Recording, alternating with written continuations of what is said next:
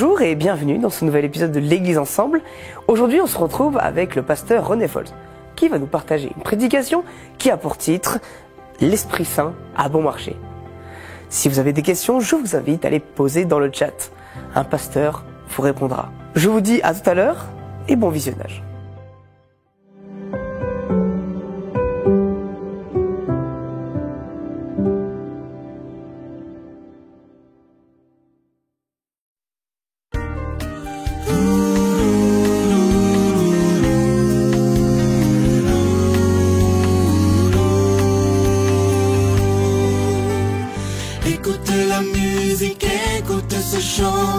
Écoute les mots qui inspirent le repos. Ouvre grand ton cœur, oublie tes malheurs, Jésus t'aime. Que ces harmonies éclairent ta vie, que notre chanson soit comme une invitation à sortir du brouillard, à croiser son regard, Jésus t'aime.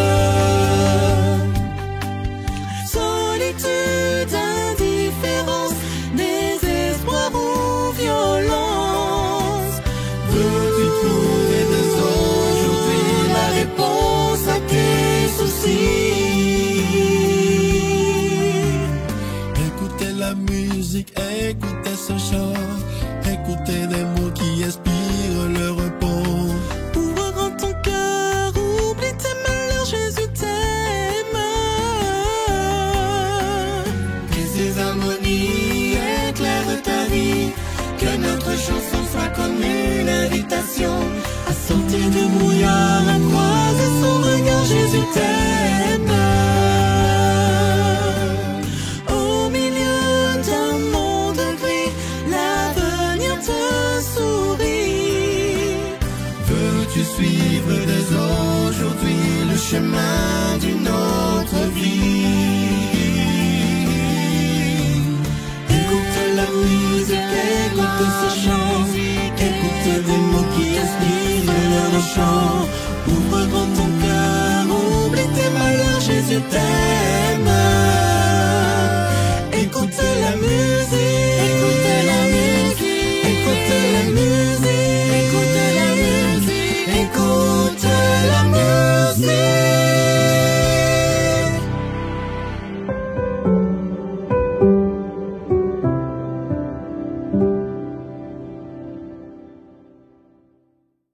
Eh bien, bonjour chers amis de l'Église Ensemble, je suis heureux de partager ce moment et d'apporter la parole jusque chez vous. J'espère que vous êtes immensément bénis par le Seigneur et si vous avez l'impression que ce n'est pas encore le cas, sachez qu'il ne nous oublie pas et qu'il est avec vous. Eh bien, nous allons parler d'Esprit Saint aujourd'hui. J'espère que vous êtes avec moi. L'Esprit Saint, à bon marché, est l'ennemi du chrétien. L'Esprit Saint à bon marché, c'est considérer Dieu comme un distributeur automatique de bénédictions. C'est penser que parce qu'on l'invoque avec les bons mots, il est obligé d'exaucer nos désirs. C'est prétendre être rempli d'un don sans confirmation divine, uniquement par notre propre volonté, c'est façonner l'esprit selon nos propres plans, comme une promesse électorale pour une église en quête de sensation. C'est croire que l'on est soutenu par Dieu en sacrifiant de petites choses sur l'autel de nos vanités, espérant être grandement béni en retour, sans se soucier de la nature véritable de Dieu révélée dans toute la Bible. Si l'homme fait de l'esprit une idole, il oublie que Jésus lui-même a été le premier consolateur. Et s'il est parti, ce n'était pas pour qu'on se détourne de lui, mais pour éviter l'idolâtrie. Dans la mythologie grecque, les dieux étaient mortels et pouvaient être vaincus. Cette idée, bien ancrée dans l'esprit du monde, fausse notre perception du combat spirituel. Le bien et le mal ne se combattent pas seulement dans le visible, car l'essentiel est invisible. Aujourd'hui, on tue l'Esprit de Dieu et la proclamation de l'Évangile sans sourciller en niant celui qui est invisible. Comme Thomas qui voulait toucher les plaies du Christ avant de croire, nous refusons parfois l'évidence. Mais en rejetant l'Esprit, en l'amputant de Dieu, dirais-je, nous réduisons Dieu à une boîte étroite. Car sans lui, qui nous convaincra de péché? Qui nous révélera la justice du Père? Qui nous attirera vers Jésus? Alors que nous nous affranchissons de la puissance active de Dieu, qu'est-ce qui s'oppose à l'esprit du malin? Qu'est-ce qui nous attire à Jésus par la volonté du Père? Qui est que nous le connaissions? Comment encore le nouveau pourrait-il être supérieur à l'ancien alors que tout indique qu'ils sont égaux? En fait, l'Esprit Saint à bon marché, c'est aussi faire la négation de tout le message de réconciliation de Dieu envers les humains. L'Esprit à bon marché, c'est croire qu'on peut faire tout cela par nous-mêmes. L'Esprit Saint à bon marché, c'est en fait nier tout le message de réconciliation de Dieu. Les prophètes ont été envoyés pour avertir ceux qui refusaient d'écouter la voix de l'Esprit. Aujourd'hui, ce que Jésus reprochait aux pharisiens, une religion d'apparence sans transformation intérieure, c'est répété par ceux qui nient la réalité du Saint-Esprit. C'est une grande confusion, car ils mettent en avant le spectacle plutôt que le message. Ils transforment l'esprit en une simple force impersonnelle comme un courant électrique alimentant nos besoins, au lieu de le reconnaître comme une personne divine. La confusion est immense et perd ceux et celles qui pensent trouver le salut en scrutant la couverture de la Bible ou en pensant qu'elle a l'obligation de nous répondre sans l'ouvrir, sans la scruter et sans venir à Jésus dans un esprit de repentance, sans humilité et sans désir sincère de marcher avec lui. Pour demander l'inspiration de l'Esprit Saint. Si l'Esprit Saint n'a pas de prix, alors il est sans valeur. Et malheur à nous qui donnons de la valeur à ce qui n'en a pas, car alors le coût en est énorme. Il est celui de la perdition. Notre cœur ne va-t-il pas là où se trouve notre trésor? Si ce n'est pas dans le royaume de Dieu, nous ne devrions pas en vouloir alors. Le pardon ne se trouve qu'en Dieu, parce qu'a consenti Jésus pour nous tous et son pardon est immense. Jésus lui-même l'affirme, tout péché, tout blasphème peuvent être pardonnés, seul le blasphème contre l'Esprit Saint est impardonnable. Je vous pose la question, comment Dieu nous sauverait-il si nous ne voulons pas de lui, ne fût-ce qu'en partie ? Jésus aurait-il dit cela si l'Esprit Saint ne procédait pas du Père et de lui comme seul Dieu? Comment pourrait-on alors considérer celui-ci comme l'émanation énergétique du Père s'il peut être peiné et affligé? Le postulat est simple, c'est tout ou rien. L'Esprit Saint est la clé de notre liberté dans un monde où beaucoup recherchent la liberté dans l'indépendance, l'autosuffisance ou les plaisirs éphémères. La vraie liberté n'est pas l'absence de contraintes, mais la soumission à Dieu par l'Esprit. Jésus dit en Jean 8, 32, « Vous connaîtrez la vérité, et la vérité vous affranchira. » Et aussi au verset 36, « Si donc le Fils vous affranchit, vous serez réellement libres. » L'Esprit nous libère de l'angoisse du futur en nous assurant que nous sommes enfants de Dieu. Romains 8, 15, Paul dira aussi aux Corinthiens ce que signifie la liberté chrétienne. Or, le Seigneur, c'est l'Esprit. Et là où est l'Esprit du Seigneur, là est la liberté. Cette liberté ne vient pas d'une absence de règles ou d'un libre arbitre sans direction, mais d'une transformation intérieure par l'Esprit qui nous délivre de l'esclavage du péché et nous permet de vivre en communion avec Dieu. Il nous libère du besoin de performance et de reconnaissance humaine en nous ancrant dans notre identité en Christ. Sans l'Esprit Saint, nous restons prisonniers de nos propres forces et illusions de liberté. Mais avec lui, nous marchons dans une liberté véritable, en communion avec Dieu. La radicalité du message de Jésus a apporté au monde une espérance concrète. Allons-nous ignorer que l'Esprit était présent dans toute la loi, dans toutes les cérémonies, à chaque étape du plan divin? Allons-nous rejeter le pardon, la justification et le salut? Jésus nous fait une proposition unique et définitive. Ce n'est pas un menu à la carte où l'on prend ce que l'on veut et laisse le reste.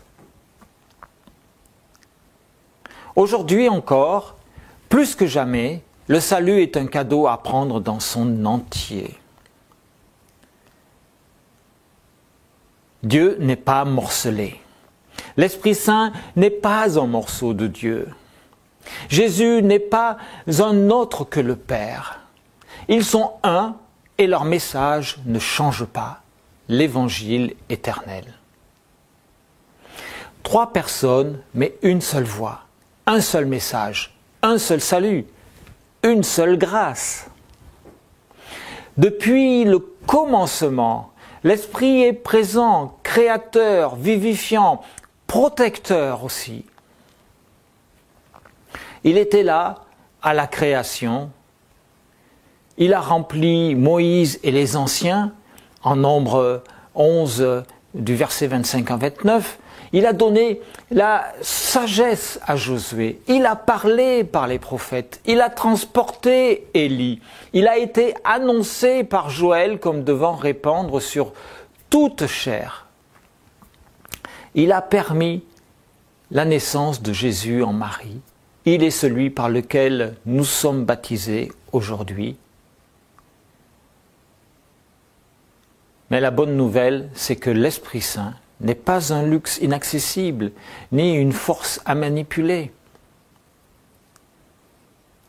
Il est un don du Père offert à tous ceux qui viennent à Jésus avec un cœur sincère. C'est une grâce, acceptons-la pleinement, avec humilité et reconnaissance, car il est notre guide, notre force et notre communion avec Dieu. Jésus nous l'a présenté comme on présente un ami fidèle. Il ne s'agit pas d'une présence lointaine ou d'un simple concept spirituel, mais d'une relation authentique et vivante. Il nous invite à le connaître, non comme un étranger, mais comme un ami proche, intime, avec qui l'on marche au quotidien.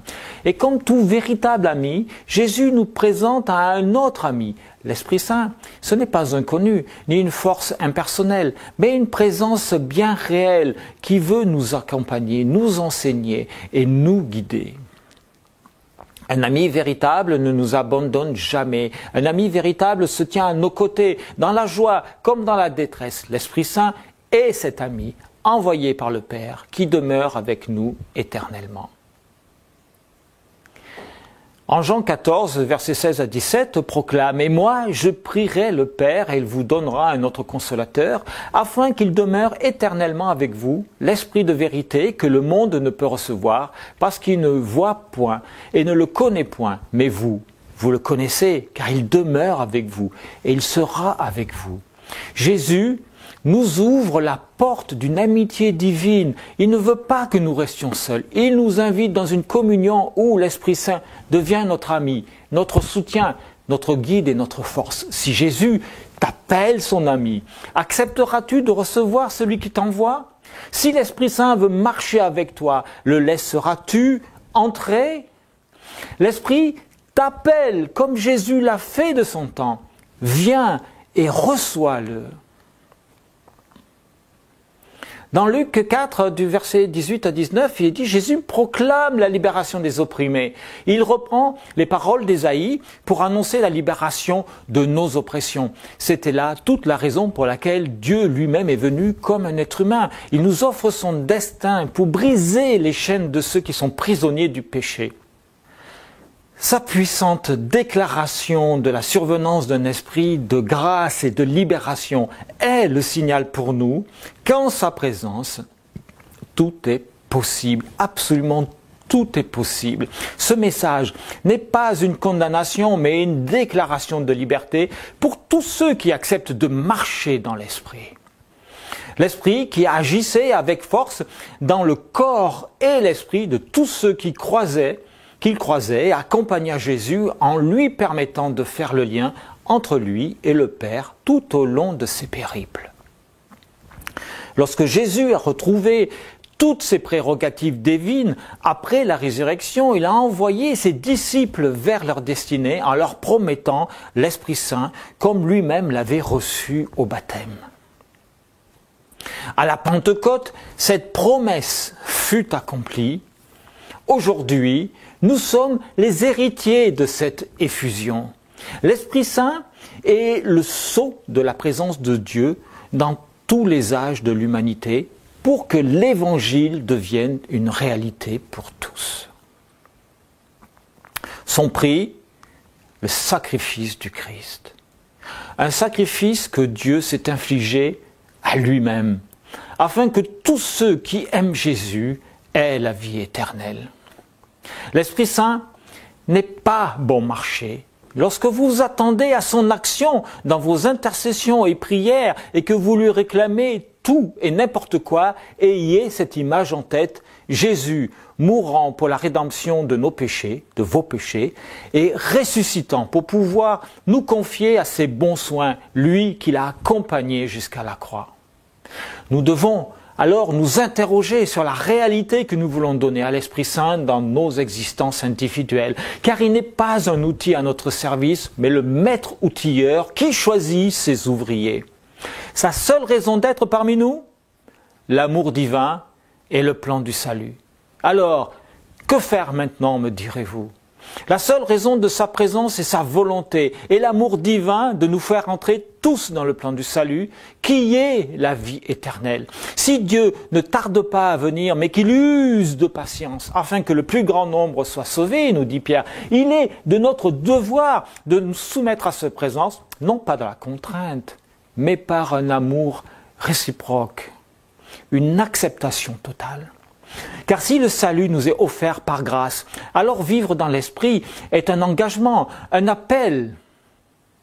Ainsi, si tu crois que l'Esprit Saint est là aujourd'hui, dis-lui oui pour guider ta vie. Si tu ressens des chaînes qui te retiennent dans une vie que tu ne veux plus, lève-toi et dis oui à sa présence. Si ton cœur saigne, si tu as soif d'une vraie rencontre avec Dieu, mais viens à sa rencontre. Je t'invite à t'avancer là où tu es, à t'approcher. Nous allons prier ensemble pour que l'Esprit repose sur toi, qu'il bénisse ta vie et la transforme selon le plan parfait de Dieu. Lève-toi maintenant de là où tu es et viens, vis et vois, l'Esprit t'attend. Oui Seigneur, mon Dieu, Père éternel, je veux maintenant prier pour tous ceux qui ont ressenti cet appel vibrant au fond de leur cœur et qui se disent que ça vaut la peine de tenter l'expérience. Seigneur, utilise cette parcelle de foi qui s'illumine en eux et couvre-les de ton amour, de ta présence. Présente-leur l'Esprit Saint afin qu'ils soient convaincus par eux-mêmes de toutes les bénédictions qu'il apporte dans une vie chrétienne. Seigneur, mon Dieu, bénis chacun de ceux qui entendent ce message. Garde-les dans ta paix, écarte-les des tentatives de corruption de l'ennemi et dirige-les en toutes choses. Transforme encore en eux ce qui doit être transformé selon ta volonté. Au nom de Jésus. Amen. Merci à René Fols pour ce temps de partage. Vous le savez, maintenant vous pouvez donner vos offrandes en cliquant dans le lien qui se trouve en description. Je vous dis bon sabbat et à la semaine prochaine.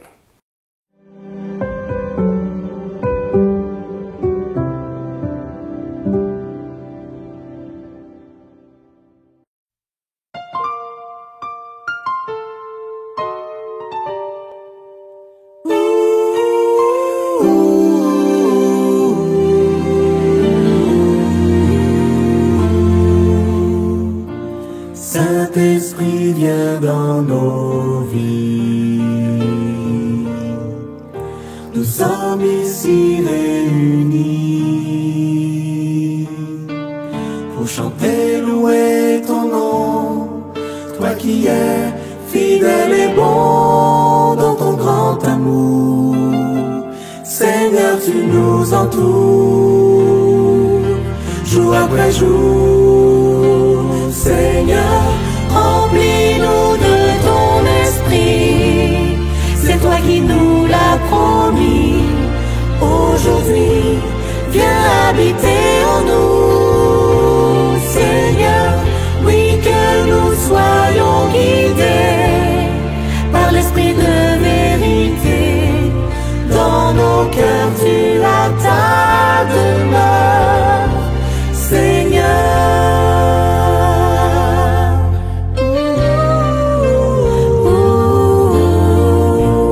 Saint-Esprit, viens dans nos vies.